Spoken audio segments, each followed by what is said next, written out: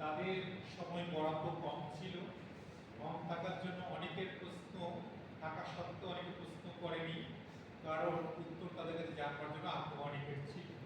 কারণ প্রশ্ন করেনি এই কারণে যেহেতু সময় কম বলে দিয়েছি, সেই জন্য যারা প্রশ্ন করছিল তারা সতর্ক হয়ে যায়। আর একটা ভয় আছে, যারা প্রশ্ন করছিল তাদের ছাত্রদের বাইরে গিয়ে না জানি বলে তো প্রশ্ন করলি কেন, সেই ভয়টা ছিল। সেই জন্য প্রশ্নটা অনেকে করেনি হয়।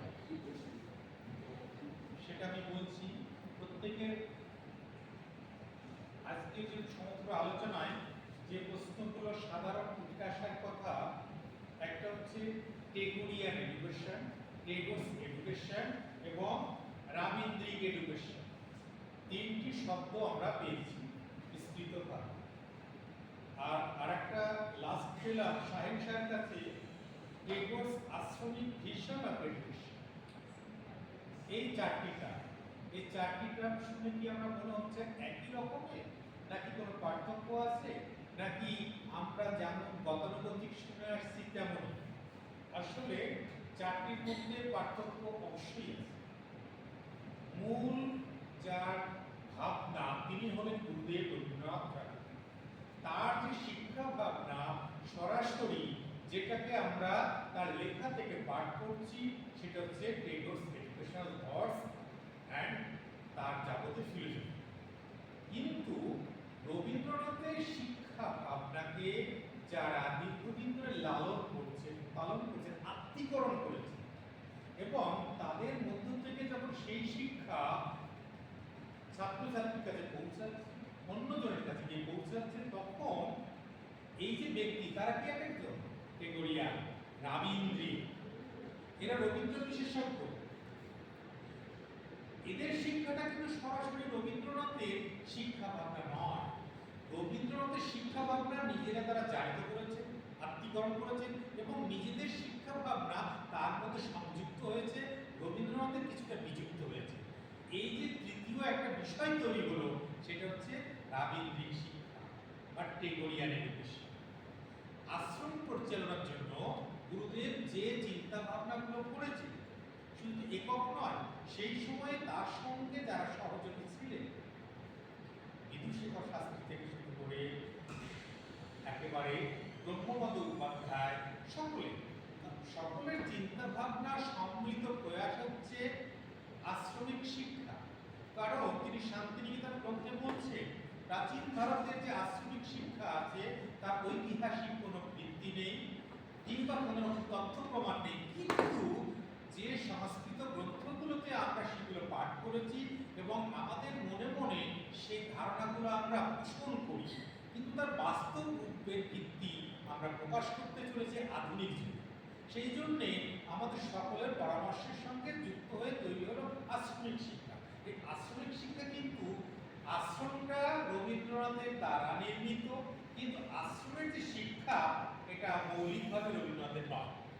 আবার এই আশ্রমিক শিক্ষাটা যখন পরবর্তীকালে ধারাবাহিকভাবে প্রত্যেকটা দিন তা পরিমার্জিত হচ্ছে, পরিবর্তিত হচ্ছে সমস্ত কিছু ক্ষেত্রে, কারণ সময় প্রেক্ষিতে অনুশাসন পাল্টে যাচ্ছে এবং জীবনযাপন পাল্টে যাচ্ছে, তার সাথে সাথে শিক্ষার ধারা কিছুটা যেন পরিবর্তন পরিমার্জন হয়ে চলেছে।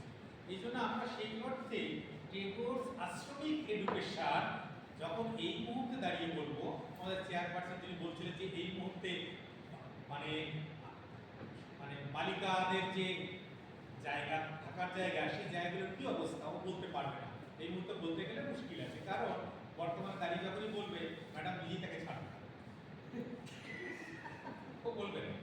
তো এই যে বিষয়গুলো অনেক আলোচনার পরিসর ছিল, যা আমরা আপনাদেরকে করতে পারিনি। আমরা তাদের কাছে প্রত্যাশা করব, যদি সেমিনার কমিটি কোনো বই বা কিছু প্রকাশ করে এবং তাদের আর্টিকেলগুলো সুবিস্তৃতভাবে লিখবে, এই যে যেটুকু সমালোচনা শুনে নিলে যেটুকু সেগুলো এবার কারেকশন করে ভেতরে ঢুকিয়ে দেবে।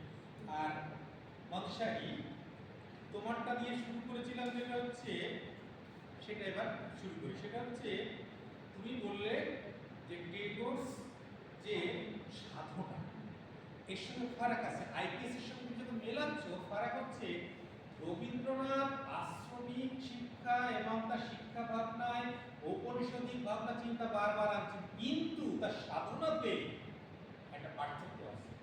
প্রাচীন ভারতীয় যে ধারা, সেই ধারা থেকে তিনি নিজেকে পার্থক্য সূচিত করেছেন যে রুদ্র করে ইন্দ্রিয়ের দ্বারা এ নহে মন প্রার্থনা। তার যে সাধনা, আধ্যাত্মিকতার সাধনা বলো, শিক্ষা সাধনা, আত্মোন্নতি সাধনা, সেই সাধনা সর্বত্যাগের সাধনা। সে সাধনা এই সুন্দর বিশ্বকে তার রূপ, রস, গন্ধ, শব্দ, স্পর্শ নিয়ে সব মিলিয়ে তার সাধনা। যে কারণে ওইখানে আত্মার বিকাশ শুধু নয়, সর্বাঙ্গীন বিকাশের জন্য সাধনা।